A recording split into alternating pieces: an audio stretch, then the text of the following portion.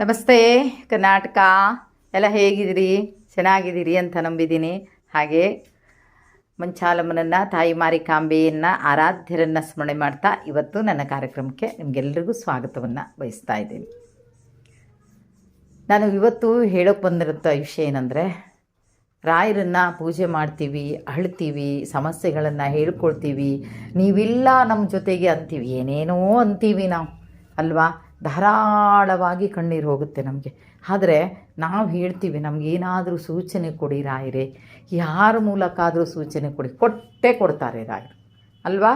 ಎಷ್ಟೋ ಸಲ ಯಾರ್ದರ ಮೂಲಕ ಕೊಡ್ತಾರೆ ಸೂಚನೆಗಳನ್ನು. ಹಾಗೆ ರಾಯರ ಸೇವಕರು ಯಾರೇ ಆಗಿರಲಿ, ಅವ್ರ ಮೂಲಕ ರಾಯರು ಆ ಕೆಲಸವನ್ನು ಮಾಡ್ತಾರೆ. ಅಂದರೆ ನಮ್ಮ ಮನಸ್ಸಿಗೆ ಸಮಾಧಾನ ಆಗಬೇಕು. ನಾವು ಇವತ್ತು ರಾಯರ ಹತ್ರ ಹೇಳಿ ಅಳ್ತಾ ಇದ್ದಿದ್ದಕ್ಕೆ, ಇವತ್ತು ರಾಯರ ಭಕ್ತರೊಬ್ಬರು ಕಾಲ್ ಮಾಡಿದ್ದಕ್ಕೋ ಅಥವಾ ನನ್ನ ಮನೆಗೆ ಬಂದಿದ್ದಕ್ಕೋ ನನಗದು ಸೂಚನೆ. ರಾಯರು ನಾನಿದ್ದೇನೆ ಅಂತ ತೋರಿಸ್ತಾ ಇದ್ದಾರೆ ಅನ್ನೋದೊಂದು ಸೂಚನೆ. ಹಾಗಾದರೆ ಏನಾಯಿತು? ಪದೇ ಪದೇ ಯಾಕೆ ಇವ್ರದ್ದೇ ವಿಡಿಯೋ ಹಾಕ್ತೀರಿ ಅಂತ ಕೇಳಿಬಿಡಿ ನನ್ನ ಹತ್ರ. ಏನಾಯಿತು ಅಂತ ಹೇಳ್ತೀನಿ. ನಾನು ಹೇಳಿದ್ದೇನೆ, ಮೊನ್ನೆ ಹಾಕಿದ್ದೀನಿ ವಿಡಿಯೋದಲ್ಲಿ, ಆ ಹೆಣ್ಣು ಮಗಳ ವಿಷಯನ ಹಾಕಿದ್ದೀನಿ. ಆ ಹೆಣ್ಣು ಮಕ್ಕಳು ಎಂಥ ಭಕ್ತಿ ಅನ್ನೋದನ್ನು ನೀವು ಲೆಕ್ಕ ಹಾಕಿ. ಎಲ್ಲರೂ ರಾಯರ ಭಕ್ತರೆ, ಅದರಲ್ಲಿ ಸ್ವಲ್ಪ ಜಾಸ್ತಿ ಇರ್ತಾರೆ. ಕೆಲವರು ಉಪವಾಸ ಮಾಡ್ತಾರೆ, ಆಮೇಲೆ ನಾಮಜಪ ಮಾಡ್ತಾರೆ, ದೇವಸ್ಥಾನಗಳಿಗೆ ಪ್ರದಕ್ಷಿಣೆ ಹಾಕ್ತಾರೆ. ಒಬ್ಬೊಬ್ಬರು ಒಂದೊಂದು ರೀತಿ. ಕೆಲವರಿಗೆ ಆಗೋದೇ ಇಲ್ಲ. ಕೆಲವರು ಮನೆಯಲ್ಲೇ ಇದ್ಕೊಂಡು ಏನೋ ಒಂದು ದೇವ್ರ ಪೂಜೆ ಮಾಡಿ, ರಾಯರೇ ನನ್ನ ಜೊತೆಗಿರಿ ನೀವು ಅಂತ ಅಲ್ವಾ, ಹೀಗೂ ಇರುತ್ತೆ. ಆ ಹೆಣ್ಣು ಮಗಳ ಭಕ್ತಿ ಎಷ್ಟು ಚೆನ್ನಾಗಿದೆ ಅನ್ನೋದನ್ನು ನೀವು ಲೆಕ್ಕ ಹಾಕಿ. ಒಂದು ವರ್ಷ ಆರಾಧನೆ, ಈ ವರ್ಷ ಆರಾಧನೆ ಅಲ್ಲ, ಹಿಂದಿನ ವರ್ಷದ ಆರಾಧನೆಯಲ್ಲಿ ಹೆಣ್ಣು ಮಗಳು ಡ್ಯೂಟಿ ಮುಗಿಸಿ ರಾಯರ ಮಠಕ್ಕೆ ಹೋಗೋತಿ ಲೇಟ್ ಆಗಿಬಿಟ್ಟಿದೆ. ಊಟ ಅಷ್ಟು ಮುಗ್ದು ಹೋಗ್ಬಿಟ್ಟಿದೆ. ಅಲ್ಲಿ ಹೋಗಿ ನೋಡ್ತಾರೆ, ಮಕ್ಕಳನ್ನ ಕರ್ಕೊಂಡು ಹೋಗಿ ನೋಡ್ತಾರೆ. ಮಕ್ಕಳು ಹಸುವಿನಿಂದ ಇದು ಮಾಡ್ತಾ ಇದ್ದಾರೆ, ಇವ್ರಿಗೆ ಹಸು ಆಗ್ತಾ ಇದೆ. ರಾಯರಿಗೆ ಪ್ರದಕ್ಷಿಣೆ ಎಲ್ಲ ಹಾಕಿ ಹೊರಗೆ ಬಂದು ಆ ಹೆಣ್ಮಗಳು ಹೇಳ್ತಾಳೆ ರಾಯರ ಹತ್ರ, ಅಪ್ಪ ರಾಗಪ್ಪ, ನನಗೆ ಹಸು ಆಗ್ತಾ ಇದೆ ಕಣೋ, ಮಕ್ಕಳಿಗೆ ಹಸು ಆಗ್ತಾ ಇದೆ, ನಿನ್ನ ಪ್ರಸಾದ ಉಣ್ಬೇಕಂತ ಬಂದೆ, ನಾನು ಡ್ಯೂಟಿ ಮಾಡ್ತಾ ಇದ್ನಲ್ವ ತಂದೆ, ನಾನು ಬರೋದು ಹೆಚ್ಚು ಕಡಿಮೆ ಆಯ್ತಿಲ್ಲ, ಊಟನೇ ಮುಗ್ದು ಹೋಗ್ಬಿಟ್ಟಿದೆಯಲ್ಲ ಅಂತ. ಊಟ ಮುಗಿಯುವಷ್ಟೊತ್ತಿಗೆ ಬಂದಿದ್ರೆ ಏನಾದರೂ ಸಿಕ್ತಿತ್ತೇನೋ, ಊಟ ಎಲ್ಲ ಮುಗಿದು ತೊಳೆದು ಬಳದು ಆಗಿಬಿಟ್ಟಿದೆ ಇವರು ಬರುವಾಗ. ಆಗ ನೋಡಿ, ಕೆಲವು ಕಡೆಯಲ್ಲಿ ಸ್ವಲ್ಪ VIP ಎಕ್ಸ್ಟ್ರಾ ಊಟ ಮಾಡ್ತಾರೆ ಅಲ್ವಾ. ಅದು ಏನು ಅಲ್ಲಿ ಊಟ ಇನ್ನೂ ಮುಗ್ದಿಲ್ಲ, ಅಥವಾ ಮುಗ್ದಿದೆ ಅಂದರೆ ಊಟ ಇದೆ ಅಲ್ಲಿ. VIP ಊಟ ಮಾಡ್ಕೊಂಡು ಹೋಗಿದ್ದಾರೆ, ಊಟ ಇದೆ. ಆಗ ಹೆಣ್ಣು ಮಗಳು ಅಳ್ತಾ ಇರುವಾಗ ಒಬ್ಬರು ಬರ್ತಾರೆ, ಬ್ರಾಹ್ಮಣರು ಬರ್ತಾರೆ. ಬಂದು ಕೇಳ್ತಾರೆ, ಏನಮ್ಮ ಯಾಕೆ, ಏನಾಯಿತು ಅಂತ ಕೇಳ್ತಾರೆ. ಇಲ್ಲ, ನನ್ನ ಮಕ್ಕಳು ಹಸ್ಕೊಂಡಿದ್ದಾರೆ, ನಾನು ಹಸ್ಕೊಂಡಿದ್ದೀನಿ, ನನಗೆ ಡ್ಯೂಟಿಯಿಂದ ಬಿಟ್ಟು ಬರೋದು ಲೇಟ್ ಆಗೋಯ್ತು, ನನಗೆ ರಾಯರ ಪ್ರಸಾದ ಸಿಕ್ಕಿಲ್ಲ ಅಂತ.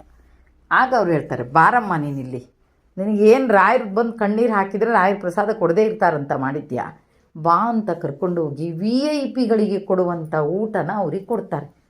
3 ಬಾಳೆಯನ್ನು ಹಾಕಿ, ಆ ಹೆಣ್ಣುಮಗಳ ಫೋಟೋನ ಸಹಿತ ಹಾಕಿದ್ದಾಳೆ. ಹಿಂದಿನ ನನ್ನ ವಿಡಿಯೋ ನೋಡಿ, ಆ ಹೆಣ್ಣುಮಗಳದ್ದೇ ಹಾಕಿದ್ದೀನಿ ನಾನು ಅದರಲ್ಲಿ. ಆ ಫೋಟೋದಲ್ಲಿ ನಾನಾ ರೀತಿಯ ಊಟ ನೋಡಿ ಅಮ್ಮ ರಾಯರು ನನಗೆ ಕೊಟ್ಟಿರೋದು ಅಂತ ಹಾಕಿದ್ದಾರೆ. ಅಂದರೆ ರಾಯರು ಎಲ್ರಿಗೂ ಉರಿತಾರೆ, ಒಲಿಯಲ್ಲ ಅಂತ ಹೇಳಲ್ಲ. ಆದರೆ ಪದೇ ಪದೇ ಅವರದ್ದೇ ಯಾಕೆ ವಿಡಿಯೋ ಹಾಕ್ತೀರಿ ಅನ್ನೋದಕ್ಕೆ, ಗಂಡ ಈ ರೀತಿ ಪರಿಸ್ಥಿತಿಯಲ್ಲಿರುವಾಗ ರಾಯರ ಹತ್ರ ಒಂದು ಮಾತನ್ನು ಕೇಳಿದಾಳೆ ಹೆಣ್ಮಗಳು, ನನ್ನ ಮನೆಗೆ ಇವರು ಬರಬೇಕು, ಇವರು ಆಶೀರ್ವಾದ ಮಾಡಬೇಕು ಅಂತ ಕೇಳ್ತಾನೆ ಇದ್ದಾಳೆ. ಆದರೆ ದಿಢೀರಂತ ಆ ಹೆಣ್ಣುಮಗಳಿಗೆ ಕಾಲ್ ಬರುತ್ತೆ, ನಿಮ್ಮ ಮನೆಗೆ ಬರ್ತಾ ಇದ್ದೀವಿ ನಾವು ಇವತ್ತು ಅಂತ. ಆದರೆ ಆ ಹೆಣ್ಣುಮಗಳು ರಾತ್ರಿ ಡ್ಯೂಟಿಯಲ್ಲಿರ್ತಾಳೆ. ಈಗ ಯಾಕಂದ್ರೆ ಹಗಲಲ್ಲಿ ಗಂಡನನ್ನು ನೋಡ್ಕೋತಾಳೆ, ರಾತ್ರಿ ಡ್ಯೂಟಿಯಲ್ಲಿರ್ತಾಳೆ. ಆಗ ಏನಾಗಿದೆ, ಇಲ್ಲ ನನಗೆ ಬರೋಕ್ಕಾಗಲ್ಲ, ನಾನು ಡ್ಯೂಟಿಯಲ್ಲಿದ್ದೀನಿ ಅಂತ ಹೇಳಿದ ತಕ್ಷಣ ಆಮೇಲೆ ಸ್ವತಃ ಅವರೇ ಮಾತಾಡಿದ್ದಾರೆ, ಹೆದರಿಬಿಡಿ ಅಮ್ಮ, ನಾನೇ ಹೋಗಿ ನಿಮ್ಮ ಮನೇಲಿ ಪೂಜೆ ಮಾಡಿ ನಿಮ್ಮ ಮನೆಯವ್ರು ನೋಡ್ಕೊಂಡು ಬರ್ತೀನಿ ಅಂತ. ಅಲ್ಲಿಗಂತೂ ಗ್ಯಾರಂಟಿ ಆಯ್ತಲ್ವ, ರಾಯರ ಸೇವಕರನ್ನು ಕಳಿಸ್ಕೊಟ್ಟಿದ್ದಾರೆ ಅಂತ. ಕೊನೆಗೂ ಅಲ್ಲಿ ಹೋದಂಥವ್ರು ಯಾರು ಅಂದರೆ, ರಾಯರ ಸೇವಕರಾಗಿ ಹೋಗಿರುವಂಥದ್ದು DSS ಗುರುಗಳು. ನೋಡಿ, ಒಂದು ಹೆಣ್ಣಿನ ನೋವನ್ನು ರಾಯರು ಎಷ್ಟು ಬೇಗ ಕೇಳಿದ್ದಾರೆ. ಫೋನ್ ಮಾಡಿ ಹೇಳಿದ್ದಾರೆ, ಅವರು ಹೀಗಾಗಿದೆ ಅಂತ ತಿಳಿಸಿದ್ದಾರೆ. ತಿಳಿಸಿ ತುಂಬ ದಿನ ಬರೆದಿದ್ದು ನೋಡಿ, ಹೆಣ್ಮಗಳು ನೊಂದ್ಕೊಂಡಿದ್ದಾಳೆ, ಕಳಿಸ್ಕೊಡಿ ರಾಯರೇ ಕಳಿಸ್ಕೊಡಿ ಅಂತ. ಕೊನೆಗೂ ರಾಯರು ಕಳಿಸ್ಕೊಟ್ಟಿದ್ದಾರೆ. ಆದರೆ ಆ ಹೆಣ್ಮಗಳಿಗೆ ಆ ಡ್ಯೂಟಿಗೆ ಬಂದು ಮುಟ್ಕೊಳ್ಳೋಕ್ಕಾಗಿಲ್ಲ. ಅವ್ರು ಬಂದು ಅವ್ರ ಜೊತೆ ಇದ್ದವರೆಲ್ಲರೂ ಸೇರಿ ಅಲ್ಲಿ ಪೂರ್ತಿ ಮಾಡಿ ದೇವ್ರ ಪೂಜೆಯನ್ನು ಮಾಡಿ ರಾಯರ ಪೂಜೆಯನ್ನು ಮಾಡಿ ಅವರನ್ನು ಆಶೀರ್ವಾದ ಮಾಡಿ ಬರ್ತಾರೆ. ನೋಡಿದ್ರ, ಎಷ್ಟೋ ಜನರಿಗೆ ಇದು ಅನುಭವ ಆಗಿರಬೇಕು.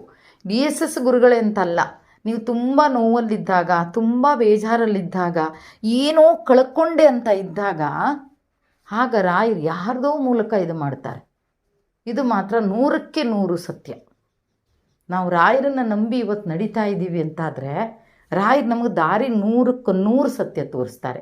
ಆದರೆ ಒಂದು ವಿಷಯ ಇರಬೇಕು ಅದರಲ್ಲಿ, ನೀನು ಬರೇ ಅನ್ಯಾಯವನ್ನು ಮಾಡ್ಕೋತಾ ಬರೇ ಇದನ್ನು ಮಾಡ್ಕೋತಾ ಇದ್ದವ್ರಿಗೆ ಸುಲಭವಾಗಿ ಸಿಗುತ್ತೆ ಅಂತ ಅಂದ್ಕೊಳ್ಳಲ್ಲ. ಆದರೆ ನಿನ್ನ ಮನಸ್ಸು ಶುದ್ಧವಾಗಿದ್ದರೆ ಖಂಡಿತವಾಗಿಯೂ ರಾಯರ ದಾರಿ ತೋರಿಸ್ತಾರೆ. ಮೊನ್ನೆ ನನ್ನ ವಿಷಯನೇ ತಗೊಳ್ಳಿ, ನಾನು ಯಾವುದೋ ಒಂದು ವಿಷಯದ ಬಗ್ಗೆ ತುಂಬ ನೋವಾಗ್ಬಿಡ್ತು ನನಗೆ. ಅಯ್ಯೋ ದೇವ್ರೆ, ಹೀಗಾಗ್ಬಿಡ್ತಲ್ಲ, ಏನು ಮಾಡಲಿ ರಾಯರೇ ಅಂತ.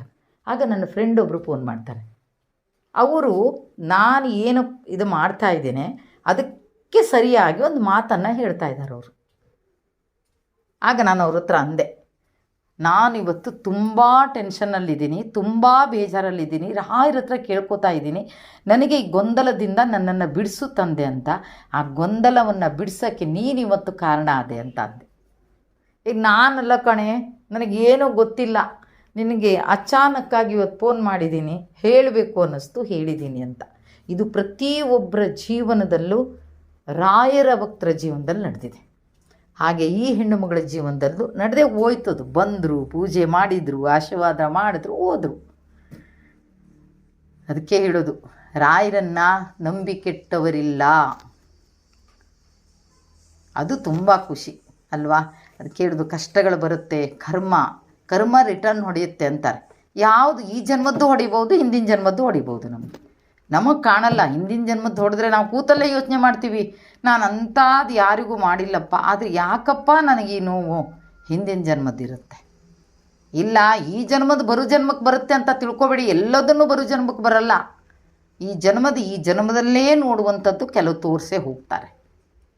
ಹಾಗೆ ಹೇಳೋದು, ಕರ್ಮಗಳು ಏನೇ ಇರಲಿ, ಯಾವ ಕರ್ಮ ಇರಲಿ, ಅದು ಕೆಟ್ಟದ್ದೇ ಇರಲಿ, ಎಂಥದ್ದೇ ಇರಲಿ, ರಾಯರು ನನ್ನ ಬೆನ್ನು ಹಿಂದಿದ್ದಾರೆ, ರಾಯರು ನನ್ನ ಜೊತೆಗಿದ್ದಾರೆ ಅಂತಂದರೆ ಆ ಕರ್ಮಗಳನ್ನು ದಾಟಿಯೂ ಸಹಿತ ನಾವು ಹೋಗ್ಬೋದು ಅಲ್ವಾ?